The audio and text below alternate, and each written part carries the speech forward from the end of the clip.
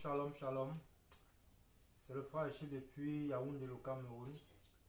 Je passe un grand shalom à tous ceux qui nous regardent dans le monde entier. Shalom, shalom, shalom. C'est le frère Joël depuis Yaoundé au Cameroun. Je fais un bonjour à tous les bien-aimés qui sont connectés et au Cameroun, dans le monde entier et à Kinshasa. Shalom. Ok. Moi, c'est l'énergie de l'indépendance. L'énergie de l'indépendance. Donc, je suis à Yaoundé, au Cameroun, pour un court séjour et nous allons faire notre direct depuis ici. Et toutes personnes qui sont connectées, il faut savoir que je ne suis pas à Yaoundé, à Libreville. Je suis actuellement à Yaoundé pour un court séjour.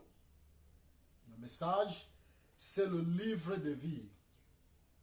La seconde mort est le livre de vie. Je vais lire là où je tire la citation, c'est chapitre 20 de le livre d'Apocalypse, verset 14. C'est là où je tire le sujet.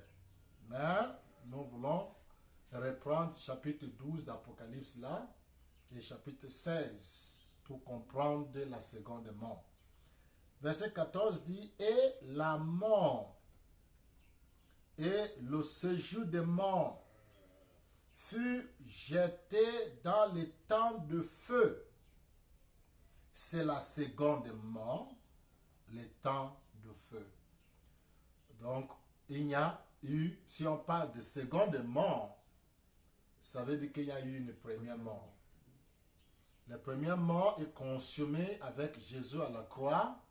Il a terminé le premier testament, la Gog à Magidon, de Gog et Magog à Magidon, l'enlèvement, le jugement de trône blanc, tout qui concerne la première était passé quand Jésus est mort à la croix de Calvaire. Tout est passé. Et Apocalypse contient la seconde testament, seconde mort, ou bien l'âge de poisson. Donc, et à la fin de cela, il dit, et la mort et le séjour des morts fut jeté dans les temps de feu. C'est la seconde mort. Il précise que le second testament est fini. Seconde mort de second testament, la seconde mort, ou bien la seconde enlèvement, ou bien la seconde résurrection, ou bien la seconde millénium, ou bien la seconde message, second testament, tout qui concerne la seconde, tout est parti, jeté dans le temps de feu. Et après il dit, quiconque ne fut pas trouvé inscrit dans le livre de vie fut jeté dans le temps de feu. Donc, pendant que la seconde mort est consumée complètement, il y a les gens qui vivent le livre de vie, les gens qui sont ici sous terre. Le livre de vie, c'est les personnes qui vivent présentement. Et ils disent que quiconque qui n'a pas encore manifesté, les théophanies, qui n'ont pas encore manifesté dans le livre de vie, va passer par le temps de feu, qui veut dire le ministère de théophanie, du Saint-Esprit. Dieu est un feu consumé, un feu dévorant. Donc, nous passerons. Ceux-là qui est prédestiné pour vivre ici, qui n'ont pas encore manifesté le livre de vie. Le livre de vie veut dire être accouché ici, pour être ici avec nous sur terre. Ceux-là, ils vont venir, ils nous rejoignent. Et je crois que le début encore, il a dit que le trône fut établi et un des livres fut ouvert. Et un autre livre fut ouvert qui est le livre de vie. Donc, des livres pluriels. Il s'agit de le premier mort et le second mort. Ou bien premier testament, second testament. Ou bien première résurrection, premier enlèvement, second. Tout qui concerne un et deux là est fini. Et puis il déclare qu'il y a le livre de vie. Et que désormais, on va utiliser le livre de vie comme la lunette pour juger, pour voir, pour analyser, pour comprendre ce qui est passé avant nous. Et c'est la même chose qu'il dit ici, que ceux qui ne sont pas encore manifestés dans le livre de vie vont se manifester, seront jetés dans le temps de feu pour qu'ils se manifestent. Ils vont passer par le feu de transformation, pour se manifester dans le présent. Donc il y a un endroit qu'on appelle le présent. Et cet endroit qu'on appelle le présent, c'est à cet endroit-là que la seconde mort a eu lieu. Première seconde mort a eu lieu. Bon, ici, il déclare le second mort pour dire que le premier a déjà eu lieu. Voici la seconde. Mais il y a le livre de vie parmi vous. Il y a les gens qui vivent parmi vous. Il y a les gens qui sont présents.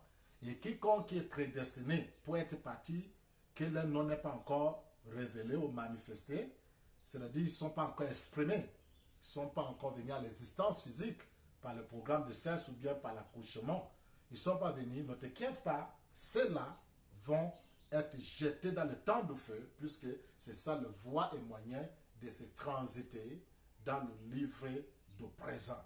La seconde mort est eu lieu, et maintenant voici le présent, c'est le livre de vie. Donc c'est de là où j'ai tiré le titre de cette rencontre, qui est le second mort et le livre de vie. Maintenant, nous voulons expliquer davantage le second mort en utilisant Apocalypse chapitre 12 et chapitre 16. Mais n'oublie pas, c'est du passé. Ce n'est pas quelque chose de présent, c'est du passé, mais il y a le livre de vie. Nous sommes ce livre de vie, nous sommes les vivants, ce qui est présent. Il y a des livres pluriels qui est ouvert. Ça, c'est le passé. Ils ne sont plus considérés comme le livre de vie. Mais il dit qu'il y a un autre livre ouvert qui est le livre de vie. Dans le livre de vie, il s'agit du présent. Ce qui est là présentement, ce qui vit présentement dans cette dimension du sang et la chair. Et c'est nous. C'est toi, c'est moi. C'est ça le livre de vie. Les choses sont aussi simples, mais aussi longtemps qu'on a notre tradition, notre manière qu'on nous avait programmée, que voilà la chose signifie comme ceci, c'est dur d'accepter la simplicité de ces choses. Mais c'est pendant cela. Ok, avant de lire les deux écritures, si vous avez quelque chose à mentionner, sinon on va progresser. On progresse là, c'est bon. Ok, Apocalypse chapitre 12 encore, il dit, un grand signe parut dans le ciel. Une femme, la Nouvelle Jérusalem, une femme enveloppée du soleil, la lune sur ses pieds, et un couronne de 12 étoiles sur sa tête. Une femme est apparue dans le ciel, elle est enveloppée du soleil, des temps de feu, de flammes de feu. Cette femme, cette Nouvelle Jérusalem, elle est dans une situation de transformation. Dans les temps de feu, on dit que les monts et le séjour des monts du second sont jetés dans les temps de feu pour le compte du second mont. Et cette femme est sur cette flamme de feu. Quelque chose va se produire. Elle est sur cette flamme de feu. Et la lune sur ses pieds. Alors, et elle avait les 12 que vous pouvez qualifier comme les deux livres qui est passé. Les 12 tribus de Juda, pour le premier livre, qui est l'Ancien Testament. Les 12 disciples, pour le deuxième livre, qui est le Second Testament. Tous ces deux livres-là ne sont plus actuellement le livre de vie. C'est du passé.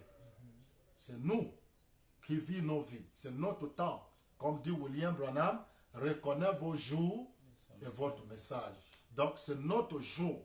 Ils ont eu les jours. Ils ont vaincu les vies. Et leur temps est fini. Et leur livre est passé. Mais il y a un autre qui est ouvert, c'est le livre de vie. C'est les gens qui sont ici présentement, c'est toi et moi. Mais cette femme est enveloppée, elle avait la lune sur ses pieds, le contrôle, domination sur les âges de l'église. Verset 2, elle était enceinte et est criant, étant à travail et dans les douleurs de l'enfantement. William Branham a prêché le message, les douleurs de l'enfantement. Donc, et cette femme est dans cette douleur de l'enfantement. Verset 3, et un autre signe parut encore dans le ciel, et voici, c'était un grand dragon rouge, ayant 7 têtes et 10 cornes. Vous connaissez les 7 têtes, 7 âges de l'église. Tu connais les 10 têtes, les 10 commandements. Tête veut dire le pouvoir, le contrôle. Et sur ces têtes, 7 diadèmes. Donc, il est couronné. Donc, il s'agit des 7 âges de l'église. Donc, voici le dragon. Le dragon, les êtres humains, toi et moi, les êtres humains, le dragon. Elle avait prévu de passer les 7 âges de l'église. Il avait tous les 7 cornes, les 7 têtes, les 7 couronnes, 7 diadèmes. Il avait déjà tout ça parce qu'elle doit se dérouler durant les périodes des 7 âges de l'église. Ce qui est écrit sur le dragon démontre sa période de séjour. Sa période d'œuvre, qui va œuvrer. Donc un autre signe apparut encore dans le ciel. Et voici, c'était un grand dragon rouge. Le sang de l'homme, quand tu déchires le corps, le sang est rouge. Les êtres humains, le dragon rouge, ayant 7 têtes et 10 cornes, et sur ces têtes, 7 diadèmes. Donc, il est vrai qu'il y a eu les 7, comment dirais-je, les 10 cornes, il y a eu ces 10 commandements, ou bien l'œuvre. En fait, on parle de 2 livres ici. On parle de 2 livres qui est passé dans la description de la femme et de le dragon. C'est le mouvement de l'Ancien Testament et le Second Testament. L'Ancien, c'est les 10 cornes. Et le Nouveau, c'est les 10 comme 7 diadèmes, 7 têtes, qui va parler de 7 âges de l'Église, bien sûr. Verset 3, 4. Sa queue a traîné les tièdes de l'étoile du ciel et les jeté sur la terre. Nous savons comment on est venu ici. On est venu ici par l'accueil du dragon, par le programme de cesse. C'est par l'accueil, le cesse masculin, que nous sommes tous venus ici. C'est par sa accueil que les 2 testaments sont manifestés. Nous sommes venus par l'accueil, par le programme de cesse que nous sommes venus. Nous sommes entraînés, le corps, les 3 tiers, le corps, l'esprit, âme, sur la terre. Le dragon se tient devant la femme qui allait affronter afin de dévorer son enfant lorsqu'elle aura affronté. Donc, le rôle du dragon, c'est pour consumer l'enfant, dévorer l'enfant, dévorer le nouveau message qui vient. L'enfant veut dire un ministère, un nouveau mouvement, un projet qui va grandir. C'est un enfant. Donc l'enfant vient pour grandir, pour se manifester. Donc le dragon est ici. Il attend le nouveau mouvement qui va être accouché. Il attend le nouveau message. Pour quel but? Pour la consumer. Pour la consumer. Il est là pour dévorer. Est-ce qu'il a consumé? Bien sûr. Le dragon a consumé cet enfant. Comment il a consumé? Verset 6. Et la femme, verset 5 plutôt. Elle enfanta un fils qui doit perdre toutes les nations avec une verge de fer. Et son enfant fut enlevé vers Dieu et vers son trône. Bon, Dieu où? Nous sommes les dieux. Il écrit que vous êtes des dieux. Le trône de Dieu se retrouve où? Dans le cœur des hommes. Donc, est-ce que le dragon a mangé l'enfant? Bien sûr. La seule manière pour que l'enfant rentre dans notre cœur, dans le cœur du dragon, des êtres humains, des hommes qui étaient sur la terre, il faut forcément que les personnes qui sont ici reçoivent le message. Donc, ils ont reçu le message de Pentecôte, ils ont reçu ce message et ils sont rentrés dans le cœur, dans le trône du dragon. Donc, les êtres humains, ou le dragon rouge, qui est les êtres humains, ont reçu le message. Et le message est rentré directement dans le cœur, dans le trône de leur cœur. Et c'est ça que nous lisons ici. Le dragon, dès que tu rates, si le dragon a mangé l'enfant ou pas, tu as tout raté. Parce que c'est là où vous allez comprendre la suite. Le dragon était fait pour consommer l'enfant. Et quand l'enfant est né, il n'a plus utilisé le mot qu'il a consommé, il a utilisé le mot que l'enfant a été pris vers Dieu et vers son trône. La seule manière pour que le message rentre à toi, c'est de la consommer, c'est de l'accepter. Mais il ne s'agit pas de couper le pain pour manger le pain, il s'agit de recevoir, de concevoir, d'accepter le message. Et le dragon a accepté le message est assis sur le trône durant les périodes les 7 diadèmes, les 7 cônes, les 7 têtes, les 7 âges de l'Église. Donc le message est rentré dans son cœur. Et William Branham dit que le vrai message qui a été jamais prêché, c'est le message de Pentecôte. Ce message est rentré dans le cœur du dragon, dans le cœur des êtres humains. Verset 6, et la femme s'enfuit dans le désert où elle avait un lieu préparé par Dieu afin qu'il fût nourri pendant 1260 jours. Donc, ce qui était préparé pour Dieu, par Dieu, c'était les 7 âges de l'Église. La femme, le ministère, est rentré dans les âges de l'Église. C'est ce que nous lisons ici. Est rentré dans les âges de l'Église. Donc, désormais, si tu veux voir Jérusalem céleste, c'est l'Église, les âges de l'Église. La femme fut allée là-bas. Et il y a eu guerre dans le ciel. Il y a eu guerre dans le ciel. Michel et ses anges combattaient contre le dragon. Et le dragon et ses anges combattaient. Donc, il y a une guerre entre notre programmation. Parce que William Branham a déjà expliqué là où se trouve la guerre. Le plus grand bataille, le plus grand. Il n'y aura pas un autre plus grand que celui qui se passe dans notre cœur.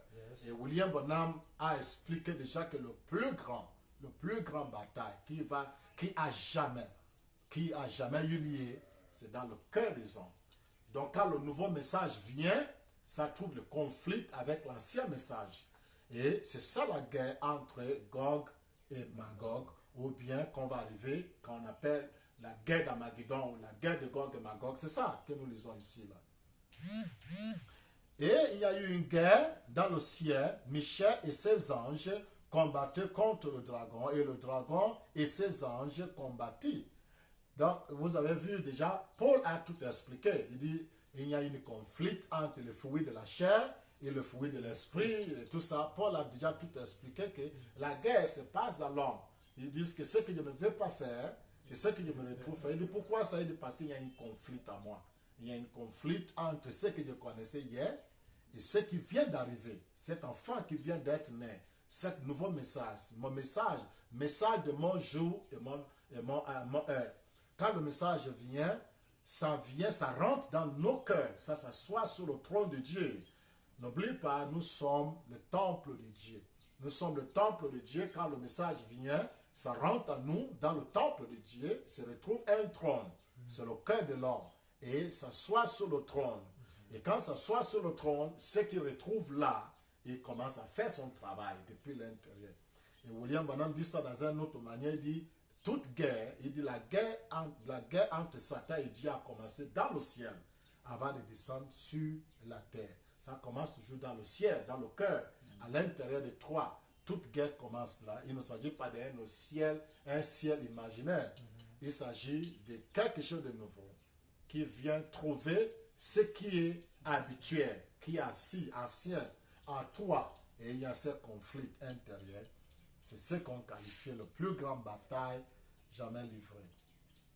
Alors, mais ils ne furent pas les plus fortes et les places ne furent plus trouvées dans le ciel. Donc, ça a été enlevé du trône. Tout l'ancien message a été jeté sur terre. Quelque chose a pris le trône. Quelque chose de nouveau. L'enfant qui est né, le fils qui est né, étant consommé, il a fait cette guerre et s'assit dans le cœur des hommes. Et les fausses doctrines qui étaient vraies hier, les doctrines, quand on dit faux doctrine, c'est quelque chose qui était à l'actualité hier, qui était vrai hier, mais ce n'est plus à l'actualité, donc ça devient faux. Donc c'est comme on dit, quand tu accouches l'enfant, tu lui donnes le biberon. Mais quand il arrive à l'âge de 10 ans, il n'a plus besoin de ça. Et tu veux lui donner ces faux nourritures. C'est ça, c'était bon hier, mais ce n'est plus adapté à son âge. Il faut quelque chose de nouveau. Donc, on les a chassés de nos cœurs. Et je parle de l'expérience que nous avons eue. Chaque fois quand tu croises la nouveauté, alors les anciennes choses, ça sort de ton intérêt. Ça ne t'intéresse plus. Pourquoi? Parce que ce qui est nouveau a déjà pris possession en toi et ce qui est ancien est passé. Désormais, vous êtes une nouvelle créature. Les choses anciennes est passé. Donc, ça se passe dans ton ciel. Le ciel, c'est la dimension interne, ton dimension des pensées, ton dimension de l'esprit. C'est ça ton ciel. Et quand de nouveautés viennent, ça rentre à l'intérieur, il y a un conflit entre laisser passer le passé ou bien tient toujours à le passé. Donc, et cette dépensée à égard de ce que tu connaissais hier vient par le fait qu'il y a déjà des nouveautés. Il y a déjà un enfant que tu as consommé. Et quand cet enfant vient, il y a toujours ce conflit-là. Et il avance, on avance avec l'écriture, verset 8, et if you précipiter le dragon, le serpent ancien, appelé le diable, le Satan, celui qui séduit toute la terre, et il fut précipité sur la terre, et ses anges furent précipités avec lui. Donc tout ça, plein d'informations pour prouver la révélation passée, ces anges, plein d'informations, plein de l'analyse pour confirmer l'information qu'on avait hier, les anges, et l'information, le diable, et tout ça, est hors de notre pensée. Donc, quelque chose de nouveau est installé. Donc, la place n'est plus au ciel. Vous pouvez imaginer votre vie comme hier. On croyait fortement à certaines choses. On tenait fort à certaines choses. Mais aujourd'hui, ce n'est plus ça. La place n'est plus dans notre ciel. C'est déjà hors de notre ciel. C'est précipité sur la terre. C'est déjà hors de notre terre. Et alors,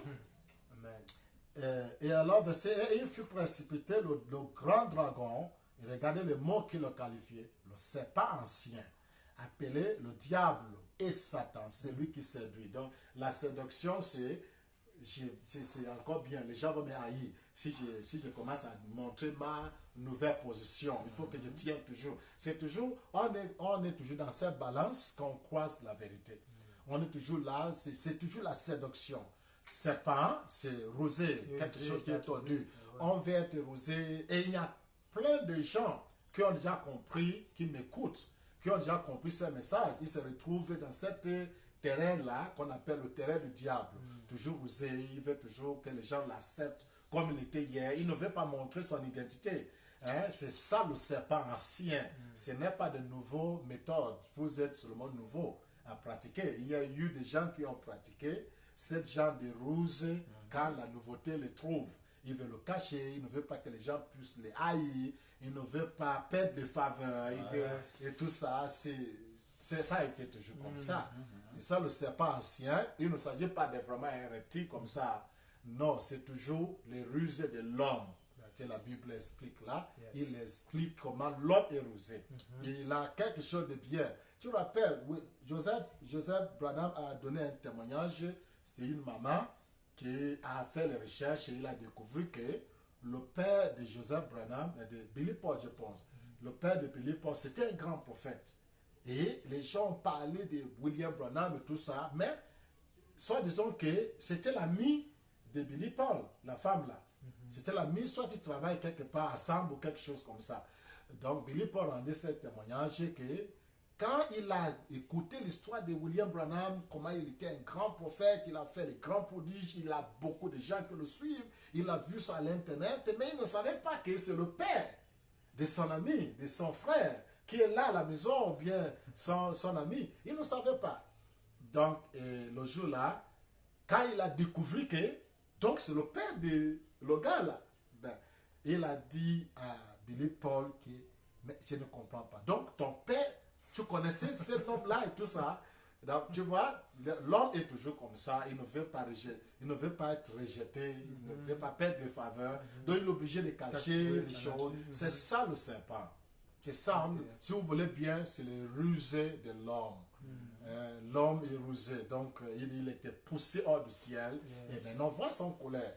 Et beaucoup de gens disent que, mais Marion, comment tu es devenu comme ça? Mais tu dois dire ce que dit les bancs, tu dois dire, oui, bon, mais quand on a accepté le message de William Branham, c'est parce qu'on veut évoluer. On a la nature d'évolution.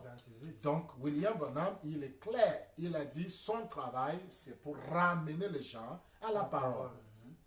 Bon, mais c'est une erreur.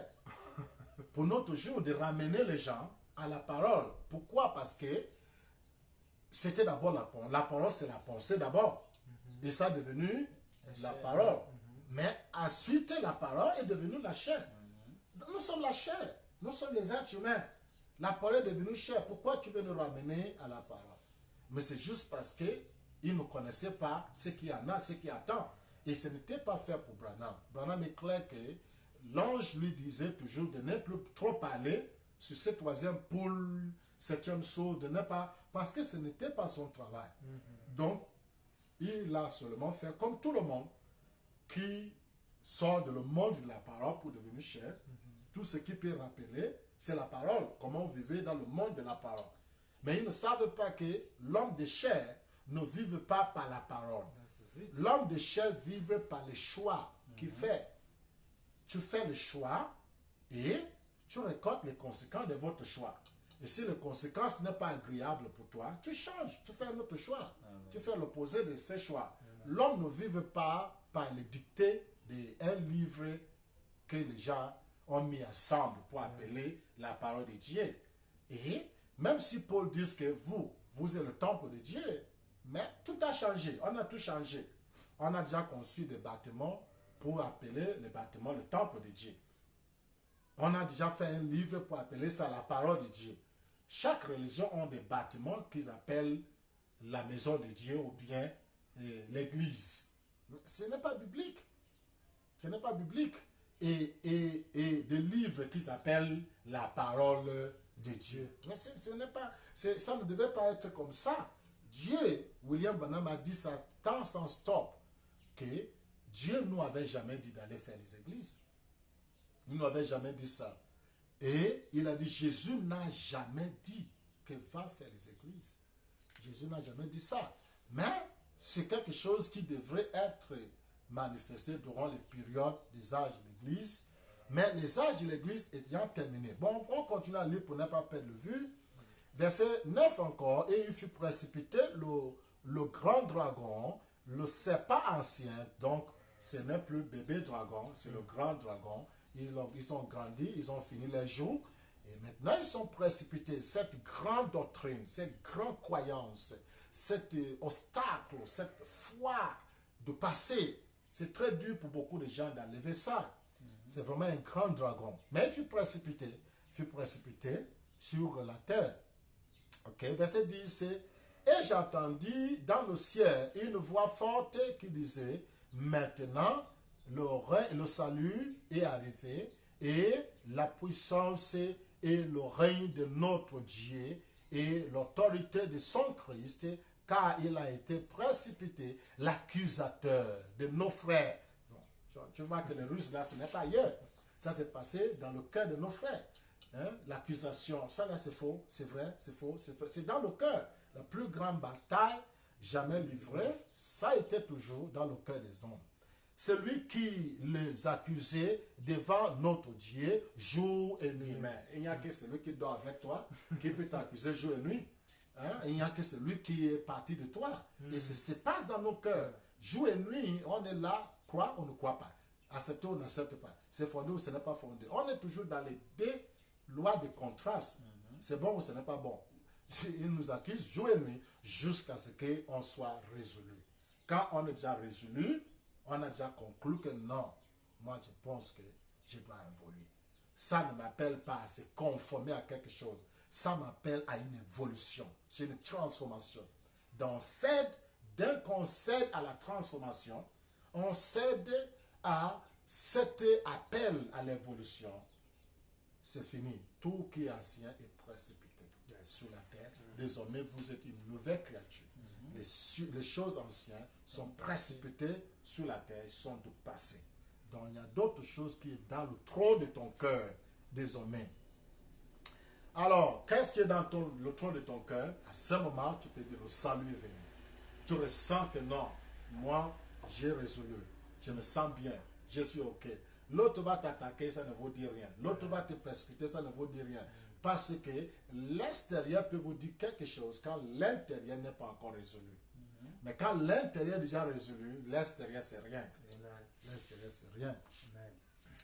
Alors, ils l'ont vaincu à cause du sang de l'agneau et à cause de la parole de leur témoignage. C'est ça, le sang dans ton corps. Tu es l'agneau. Le sang de l'agneau, tu as pris humilité. L'agneau, c'est un symbole de humilité, un symbole de tranquillité. À cause de ce sang-froid, tu as pu méditer, tu as pu transiter, tu as pu avoir un bon jugement. Tu as compris que non. C'est grâce à ce sang-froid, cet esprit de méditation que tu as pu vaincre. Et maintenant, ton témoignage. Tu n'as pas fermé ta bouche, tu as dit, non, mais attends, montre-moi alors pourquoi je dois rester en arrière. Moi, je ne vois pas. Voici comment je dois monter de l'avant. Ça m'appelle à une... Donc, ton témoignage. On écoute votre témoignage. Tu as vaincu ce qui était fort hier, ce qui était puissant hier, qu'on appelle le serpent, le dragon, qui séduit toute la terre, qui vous est séduit. Mais maintenant, tu as la victoire. Grâce à quoi? Le sang de l'agneau, le sang de méditation, le sang froid, l'agneau de sacrifice, être prêt à sacrifier ce qui n'est plus utile et s'adapter à ce qui est utile. Donc, c'est le sang de l'agneau. Grâce à ça, tu as vaincu. Et ils n'ont pas aimé leur vie jusqu'à craindre la mort. Les gens ont trop peur. On va me rejeter, je vais perdre les faveurs, on va me voir comment. Parce qu'on est toujours dans les dépendances. Mais quand on est indépendance, quand on revient, on dit toujours que le salut est personnel. Quand tu commences à réaliser que le travail là, c'est un travail personnel, tu n'as plus peur de la mort, de rejet, de mépris, de faveur que vous allez perdre. Tu rentres dans une affaire personnelle, prête à sacrifier, comme l'agneau, sacrifier ce qu'il faut sacrifier et s'adapter à ce qu'il faut s'adapter. Yes. C'est pourquoi réjouissez-vous ciel et ceux qui habitent dans le ciel. Malheur à la terre et la mer, car le diable est descendu vers vous, animé d'une grande colère. Sachez qu'il a un peu de temps. Quand un nouveau message vient, l'ancien message a qu'un peu de temps. Il a qu'un peu de temps. Donc pourquoi? Parce que tôt ou tard, les gens vont comprendre le message. Imagine quand la chrétienté était venue. On a persécuté la chrétienté. On a fait toutes sortes de mal contre la chrétienté. Mais la chrétienté n'avait pas peur. Parce qu'il sait que ceux qui le persécutent a qu'un peu de temps. La chrétienté va s'asseoir. Et regardez aujourd'hui, le monde entier a accepté la chrétienté. Et les choses que nous rejetons aujourd'hui, récent que nous le rejetons parce que ce n'est plus utile. Donc, ils sont en train de provoquer la colère à les gens qui adorent ces choses. Et tu vois, quelqu'un qui vous aime bien va s'éclater dans la colère contre toi, une haine, juste comme ça, pour rien. Juste parce que tu as pris position qui est agréable pour toi. Et il va te haïr, il va te traiter païen, antichrist, rétrograde, tout ça de noms des oiseaux. Pourquoi? Parce que tu as pris ta position. Mais pourquoi il manifeste comme ça? Parce qu'il est en colère. Il est en colère que son temps écoute. Il est en colère qu'il a tiré tes pertes. Il ne peut plus tenir avec continuer le mal. Verset 13, quand le dragon vit qu'il avait été précipité sur la terre et qu'il avait été précipité sur la terre et poursuivi la femme qui avait affronté l'enfant. Donc ce qu'il peut faire, c'est ça là. Poursuivi la femme qui a affronté le mouvement, qui a affronté affronter ce nouveau ministère. Poursuivez cela. On ne veut pas tant parler de Marion. On ne veut plus attendre parler de telle personne. Il doit mourir. Parce que ça a été toujours comme ça. Les porteurs de messages sont persécutés. Et les deux ailes du grand aigle furent données à la femme afin qu'elle s'envolât au désert vers son lieu où elle est nourrie un temps et de moitié de temps vers son lieu où elle est nourrie un temps et la moitié d'un temps loin de la face du serpent. Donc la communion comme nous avons là. La communion, donc la femme est là. Et n'oublie pas ce qui est important dans cette verset que j'aimerais qu'on retienne. Ça va bien nous aider dans le chapitre 16 là. Il dit, verset 13. Quand le dragon vit qu'il avait été précipité sur la terre, il poursuivit la femme qui avait affronté l'enfant mâle. Poursuivi. Et le désert fut donné. Verset 15. Et de la bouche, c'est ce que je veux que vous reteniez, la bouche, le serpent lança de l'eau comme un grand fleuve derrière la femme, afin d'entraîner par le fleuve. Donc il y a un ministère derrière Jérusalem céleste, derrière la femme de Christ, derrière le Second Testament. Il y avait un mouvement. Et ce mouvement, c'est le fleuve que le dragon vomissait. Mais la terre, et le verset 16, et la terre secourut la femme, et la terre ouvrit sa bouche et engloutit le fleuve que le dragon avait lancé de sa bouche. Et le dragon fit irriter contre la femme, et il s'en alla faire la guerre au reste de sa postérité. Bon, on voyait qu'il avait fait seulement un an, mais on voit déjà qu'il y a encore le reste de sa postérité. Donc vous voyez que la femme, le dragon et la femme, c'est l'œuvre du Second Testament. Mais après l'œuvre du Second Testament, la femme sera secourue et il y aura d'autres postérités qui vont venir sur la terre. C'est ce que nous sommes. Amen. Aller faire la guerre au reste de sa postérité à ceux qui gardaient le commandement de Dieu et qui ont le témoignage de Jésus-Christ. Nous sommes arrivés là, nous sommes arrivés à cette période-là où on parlait de transition. Et cette transition qu'on appelle Troisième Testament, nous avons eu toutes les guerres possibles pendant qu'on est en train d'établir, on est en train de chevaucher de nouveau. On a eu tous ces présidents, mais le reste qui ont gardé la position que chaque prophète a toujours eue était là, en train d'établir toutes ces choses dans un période de temps. Donc le dragon a versé de l'eau, de fleuve, de sa bouche contre la femme. Et la femme a pu s'échapper parce que la terre, les êtres humains qui sont ici ont relevé les tendons contre cela. Et ils ont vaincu cela. Mais le dragon n'a pas fini son ministère. Il allait vers le reste. Donc il y a ce qu'on appelle le reste de la postérité de la femme. Donc après les âges de l'Église, après les 7 cornes, après le mouvement de l'office qui est né, il y a le reste. Il y a un mouvement de chevaucher de nouveau. Il y a un petit période qu'on appelle Troisième Testament. Et ces peuples du Troisième Testament ont été persécutés par toujours le dragon. Mais à cette période-là, le dragon avait déjà fini ses 7 cornes, 7 têtes, et tout le reste. La femme a été aidée par le ministère qui était sur la terre à positionner toutes ces choses. Dans le positionnement de toutes ces choses, le fleuve a perdu la force. Et nous avons vécu cette période. Amen. Nous avons vécu la période du Troisième Testament où tout l'enseignement de William Branham était bien cadré, bien positionné. Il n'y avait plus de temps, des choses à tâtonner. Et ça s'est passé dans le période du Troisième Testament. Un petit période, le reste de la semence de la femme. Ceux qui gardaient le commandement. Et ils sont les témoignages de Jésus-Christ. Et il se tient sur le sable de la mer. Et il se tient sur le sable de la mer, la bête qui montait de la mer. Donc, un autre mouvement a commencé. Donc, on va voir ici, n'oublie pas, notre message, c'est la seconde mort et le livre de vie.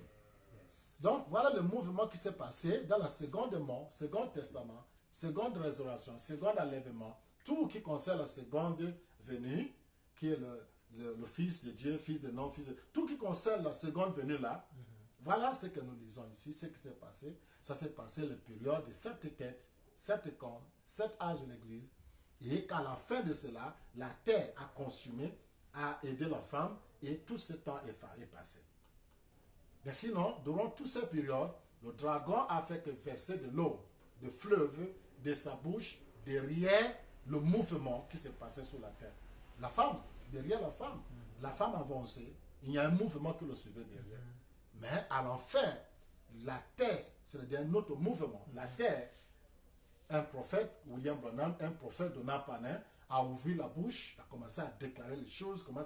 Quand le Troisième Testament était venu, William Donapanin a positionné tous les enseignements.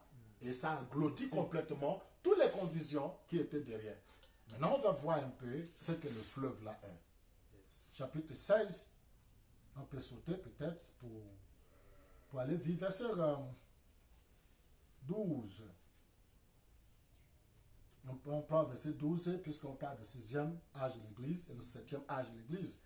Donc on va prendre seulement les deux derniers âges de l'Église parce que le dragon avait 7 âges, 7 têtes, 7 diadèmes et tout ça. 7. Bon, maintenant, nous, on va sauter vers l'enfer parce qu'on voit l'enfer, comment la terre a aidé la femme.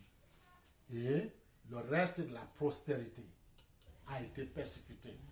Et le reste, c'est un période, William Branham dit qu'on devait avoir un court période, un ministère qui vient, c'est un très court période.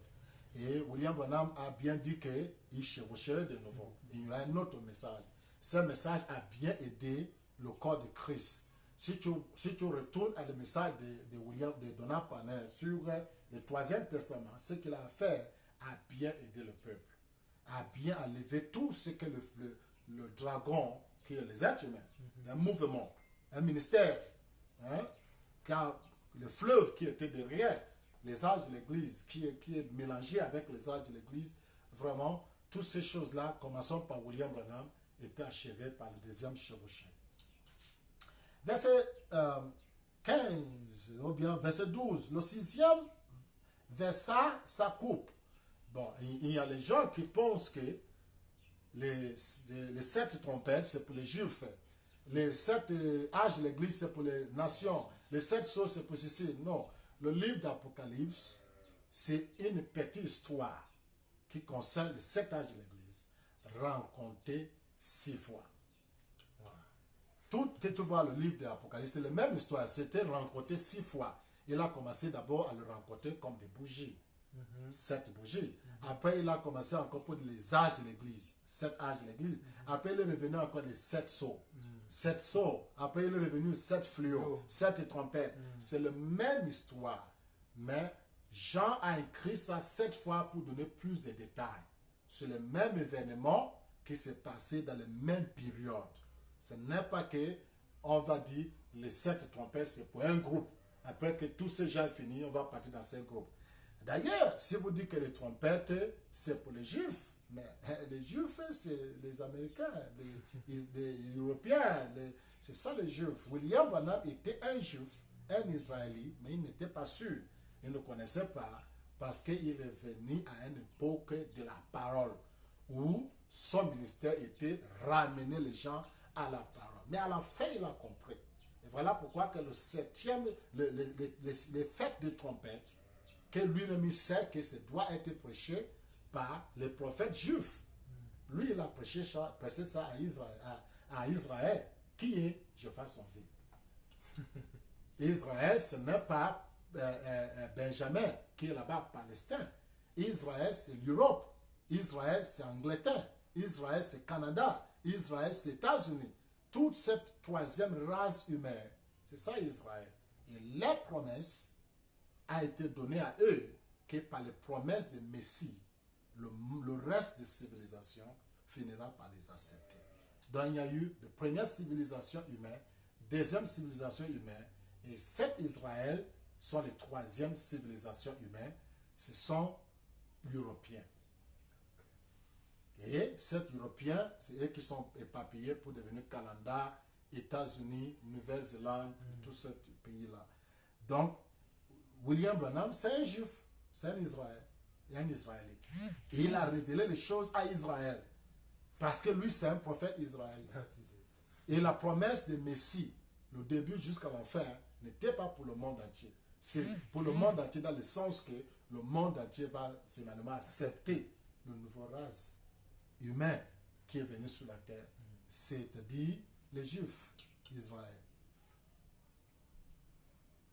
Et verset 12 encore, le 6e verset, ça coupe sur la grande fleuve l'Euphrate et son eau tarit. Donc vous connaissez le fleuve l'Euphrate. Bref, sur les âges de l'Église. Et le fleuve tarit, afin que le chemin des rois venant d'Orient fût préparé. Donc, vous connaissez ce qui était promis à la fin des âges de l'Église, non? C'est le fils de David, chemin des rois. Le fils de David, c'était ça qui a été promis. Le ministère du roi. Le roi, le fils de David, du 3e testament, le reste des progénitudes, postérité de la femme. C'est ça le fils de David.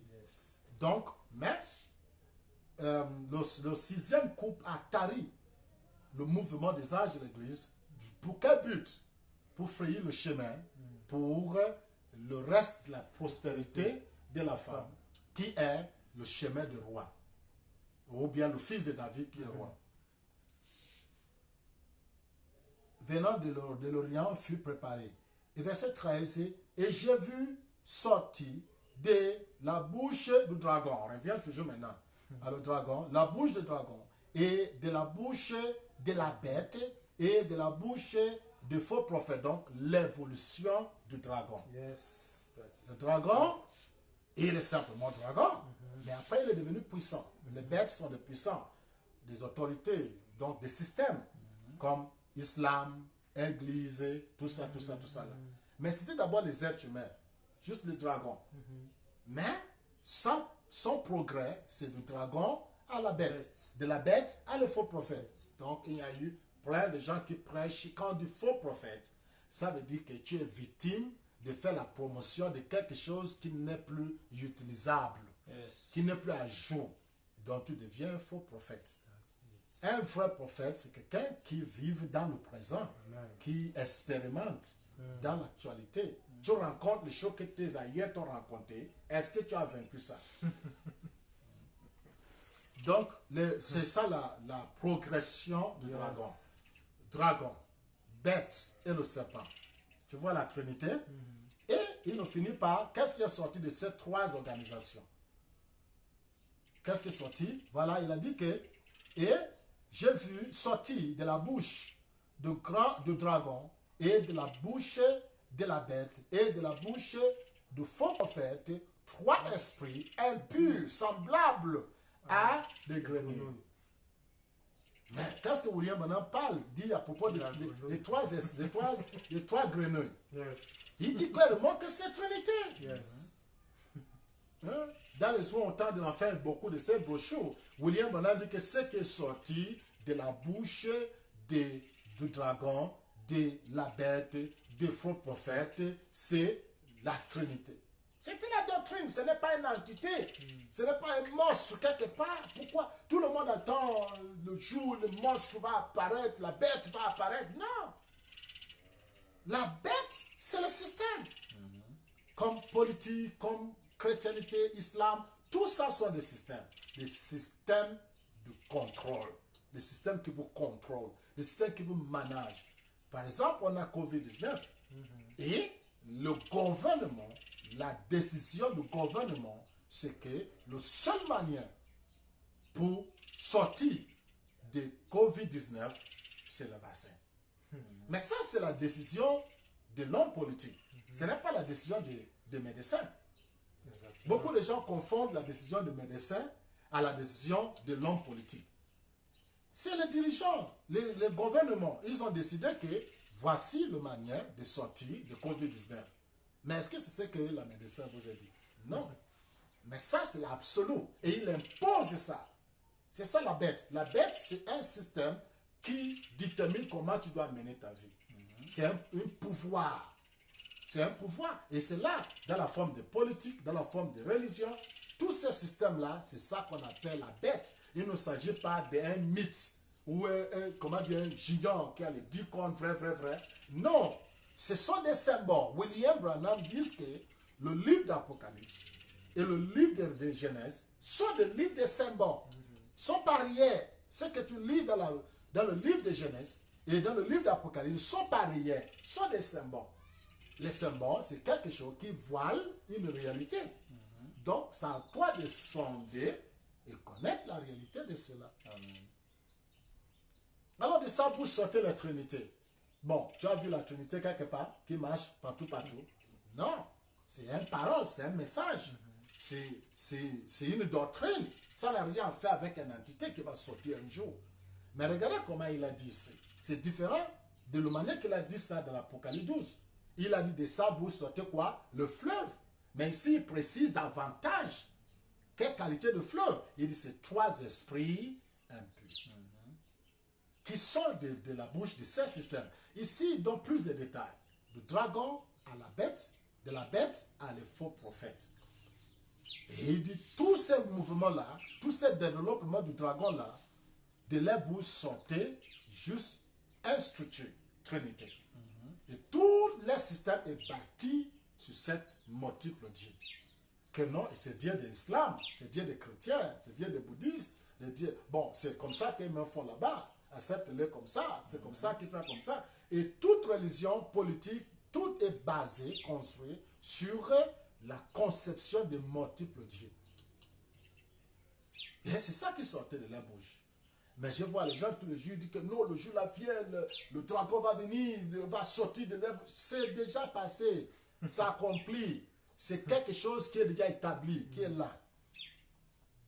Et comme des grenouilles, verset 14, car ce sont des esprits, des démons qui font des prodiges et qui vont vers les rois de toute la terre afin de les rassembler pour le combat du grand jour de Dieu Tout-Puissant. Le combat a eu lieu, le combat final a eu lieu quand? Le mouvement de fils de David. Et qui a ouvert cette grand lieu qui a rassemblé les rois? C'était William Branham. Le plus grand baptême des âges de l'Église, ou bien du Premier Testament, a eu lieu au temps de Jésus. Du Second Testament a eu lieu au temps de William Branham. C'est William Branham qui a été écarté, mais il sait déjà que son peuple n'est pas prêt. Et tout ça, William Branham, il y a deux choses qui ont déchiré le corps de William Branham. Déchiré son cœur. Numéro 1, c'est cette histoire-là. Quand William Branham a prêché les 7 sceaux, révélé toutes ces choses, il croyait que les gens ont compris. Il croyait ça que les gens ont compris.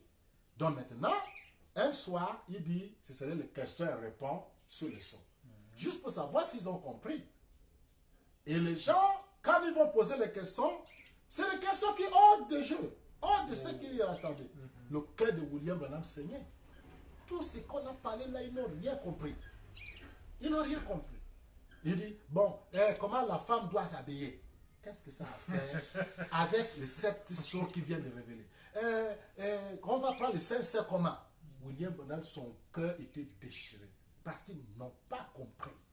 Il a prêché tout un message pour dire que quand l'agneau s'avance pour prendre le livre, le temps de rédemption est fini.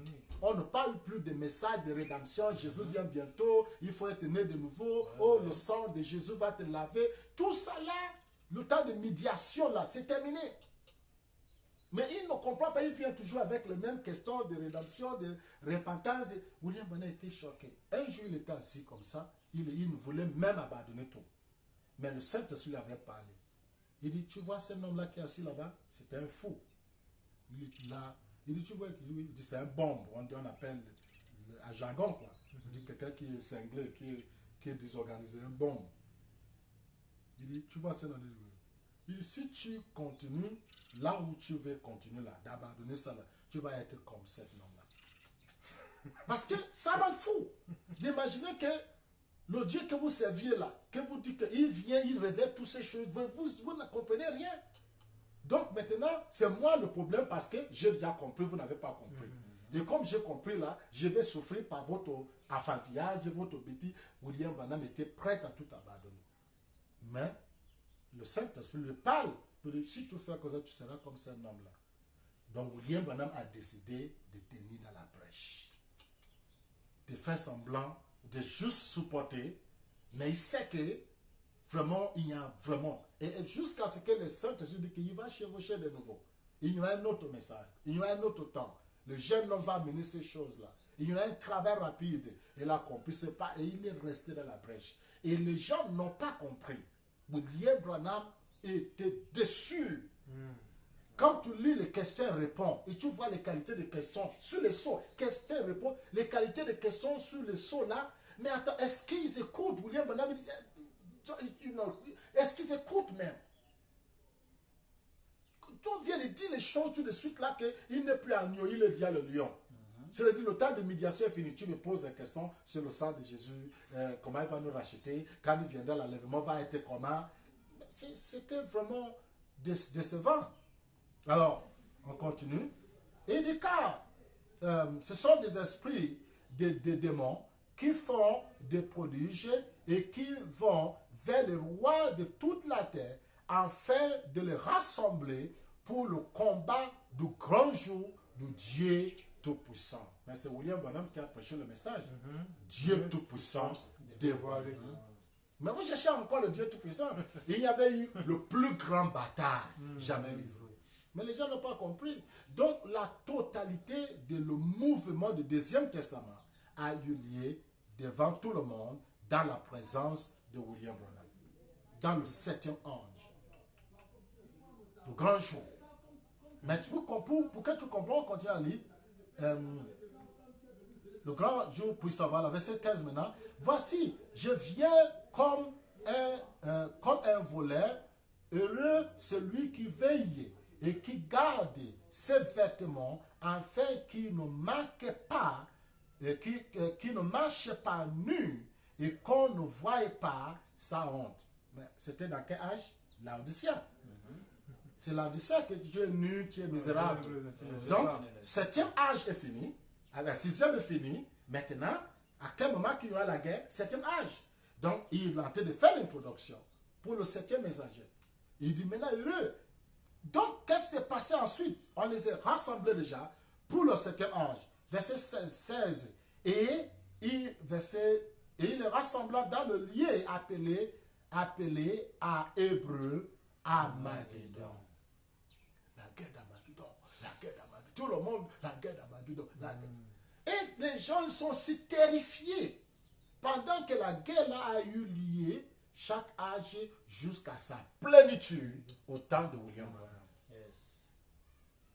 Et verset 17 maintenant, le 7e vase versa sa coupe dans l'air et il sortit du temple, du trône, une voix forte qui disait, c'est fait. Le jour de la voix du 7e, quand il sonnera de la trompette, le mystère de Dieu sera fini. C'est fait. À quel moment que c'est fait? 7e âge. Qui a versé le 7e vase versa? 7e ange a versé sa vase. Et ça, c'est le moment qui dit, c'est fait. La guerre est finie. Oh non, il n'y aura pas. C'est terminé. Nous ne sommes plus dans la seconde mort. La seconde mort, la seconde guerre mondiale, la seconde, tout qui est le second là, c'est du passé. L'enlèvement, le millénium, la venue de Jésus, tout ce que tu peux parler, c'est fini, c'est de passé. Nous sommes dans le livre 9, un nouveau livre qu'on appelle le livre de vie. Les livres étaient le livre de vie, mais c'est du passé. Et quand la Bible réfère à dit des livres pluriels fut ouvert. Et un autre livre fut ouvert qui est dans l'actualité, le livre de vie. Donc c'est là où nous sommes maintenant. Le livre de vie, c'est là où nous sommes. Maintenant, la seconde mort, nous réconcilions ça maintenant. La seconde mort, il y a eu des événements. Il y a eu 7 cornes, 7 diadèmes. Il y a eu le dragon qui versait de l'eau. L'enseignement de la Trinité. Tu n'étais pas un dragon comme tu dis un mythe. Non, c'était le peuple qui ont formé la bête. Et la bête, ce sont des systèmes qui existent jusqu'à aujourd'hui. Et le faux prophète, c'est ceux-là qui fait la promotion de ces 3 esprits. Mais tu le vois partout.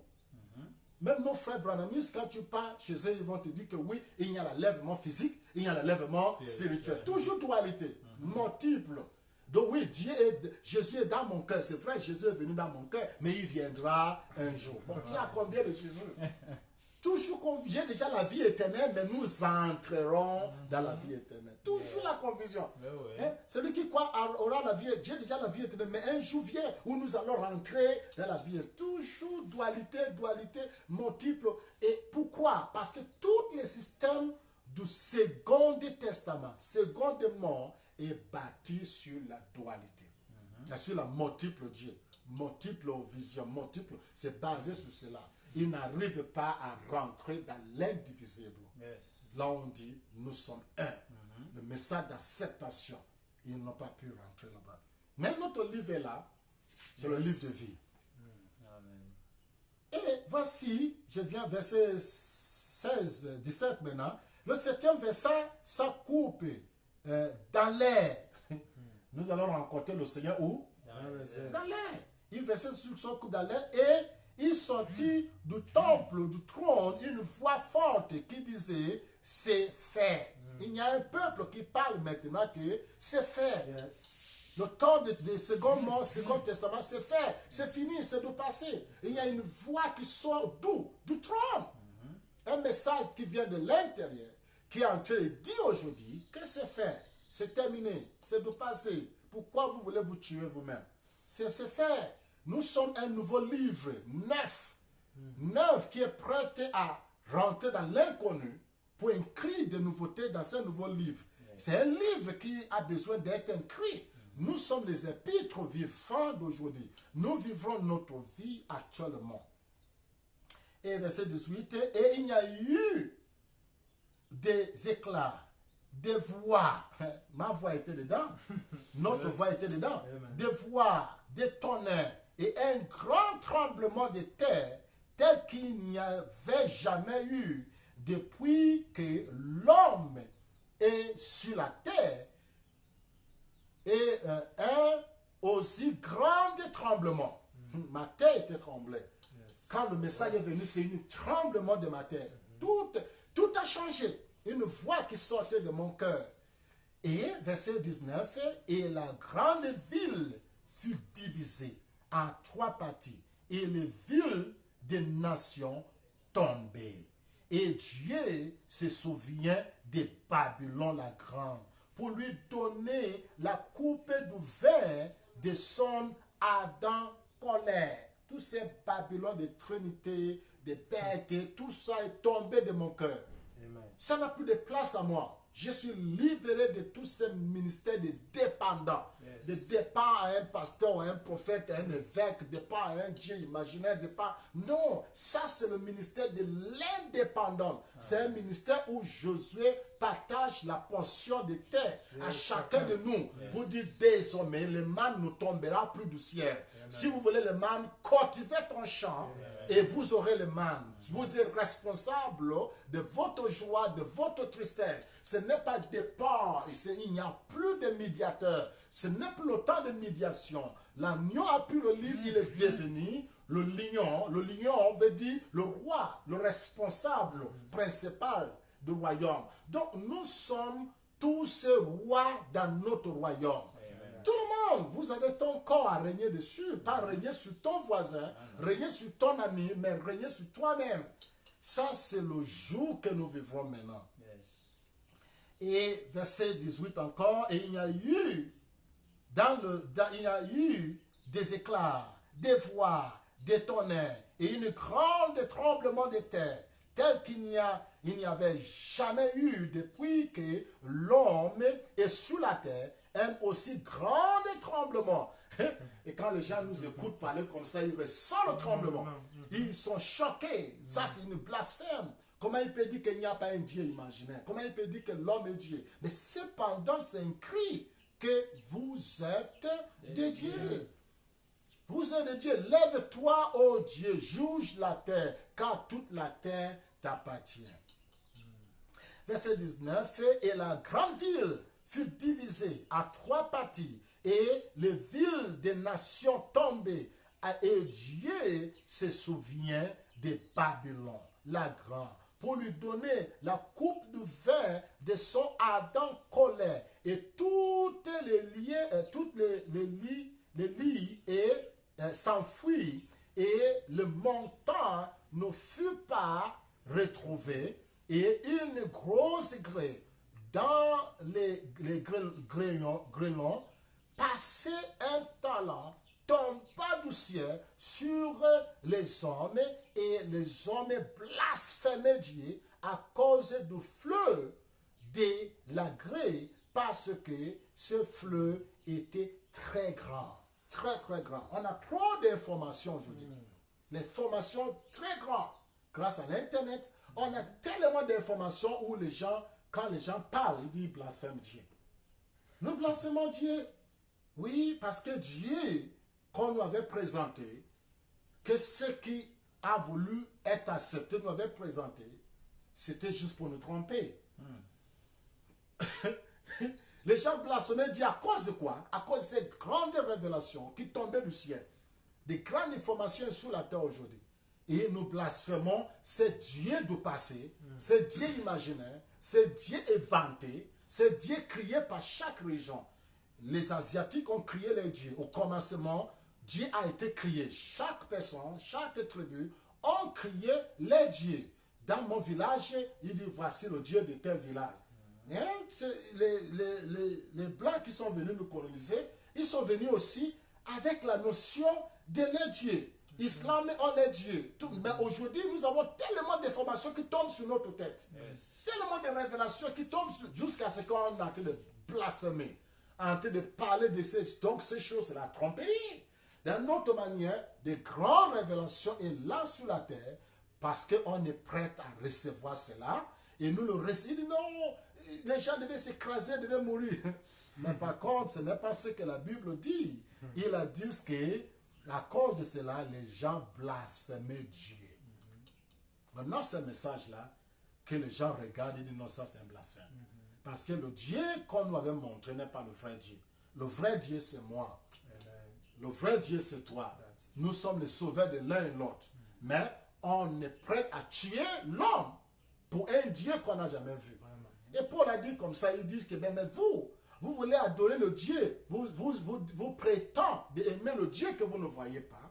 Cependant, vous haïssez ton frère que vous voyez. D'une autre manière, arrêtez d'aimer l'imagination et commencez à aimer ce qui est tangible, ce qui est réel, ce qui est devant nous. Donc, et on a commencé à sous-estimer. Et William Branham dit que son rôle, c'est pour ramener les gens à la parole, qui est une manière d'arracher de l'homme son pouvoir, son autorité et donner ça à la parole. Et c'est ce qu'on a fait tout ce temps. Et dans cette vision, William Branham dit, restez dans la ligne, restez dans la ligne. Et il avait une pensée linéaire. Et c'est très normal, mais il a bien dit que je fais ça pour faire le chemin pour les générations qui viennent. Et il faisait ça parce qu'on ne peut plus ajouter, restons là comme ça, mais il y a un mouvement qui vient. Et ce mouvement, c'est un autre livre. Un livre qui sera appelé le livre de l'actualité, le livre de vie. Nous sommes le livre de vie. Il y a tellement de révélations qui tombent aujourd'hui, tellement de révélations qui fait en sorte que nous disons ce que nous disons. Et les gens disent qu'ils blasphèment Dieu. Ok, voilà le message pour aujourd'hui. Si vous avez quelque chose avant qu'on conclue. Ok. Je n'aurais pas grand chose à dire parce que pour moi, je crois que ça a été vraiment très clair. Mais je peux comprendre pourquoi aujourd'hui, William Branham, comme disait le prophète Atori, il a toujours parlé d'Apocalypse 17, mais cependant, il n'a jamais parlé d'Apocalypse 10 à partir du verset 8. Donc, parce qu'il savait qu'il y avait quelqu'un, une autre génération, postérité après lui, qui devait venir faire tout ce travail dont on est en train de parler aujourd'hui. Donc, je remercie le Seigneur pour la parole de ce jour. Sur Apocalypse 16 et 12, j'ai beaucoup compris ce que le Seigneur a voulu que je comprenne aujourd'hui. Et je pense que ça sera bénéfique pour moi. Et ma prière est que ça soit bénéfique aussi pour tous ceux qui nous écoutent en ce moment. Shalom. Ok. Vraiment. C'est vraiment extraordinaire. Et ce que je constate aussi, c'est important d'avoir de solides fondations dans le message, parce que tout ce qui est dit aujourd'hui ne sort pas du message de William Branham. Ça reste dans le message de William Branham. Mais le constat qui est fait, c'est que les branhamistes eux-mêmes, ou les frères qui aujourd'hui disent qu'ils ont accepté le message de William Branham, ne se retrouvent pas. Mais on se rend compte que c'est comme si ces personnes n'ont pas vraiment de fondation, ou n'ont pas eu de fondation solide dans le message de William Branham. Parce que c'est quand on a une fondation solide dans le message de William Branham, on ne se sent pas perdu. On sent plutôt qu'on grandit dans l'évolution de la conscience du message d'aujourd'hui, et ça nous permet d'être plus libres, de pouvoir nous exprimer tels que nous sommes, sans avoir à faire semblant de bon, je suis comme ça, non, C'est ruse, c'est pas. c'est vraiment extraordinaire. Ok, Atori a prêché un message pour dire ce livre nouveau, ce livre de vie, c'est Apocalypse 23. C'est bien. Et donc on a progressé, Yes. on a avancé, on n'est plus à chapitre 22, on est maintenant à chapitre 23. Et ça fait peur aux gens. Oui. Ça fait vraiment peur aux gens, c'est un blasphème. Mais j'ai compris pourquoi le blasphème. Ce n'est pas notre faute. Il a dit que derrière la femme se retrouve un fleuve. Mais ici, ils disent que à cause de la grande révélation, l'Internet, l'information, toutes les vérités dehors, on ne peut rien cacher. Si tu veux connaître toutes ces choses, il y a plein de choses qui n'est pas loin de ces choses. Grâce à l'Internet, tu peux épuiser tout ça là et comprendre que vraiment, en tout cas, nous avons menti. Vraiment. Et l'âge de nous mentir est fini. Yes. Ça, ce n'est plus l'âge du poisson où on dit crois seulement. Ne pose pas de questions. Crois seulement. Ça, c'est l'âge des vaisseaux qui veut dire soit tu connais ou tu ne connais pas. C'est clair. Lavage de cerveau. Brainwash.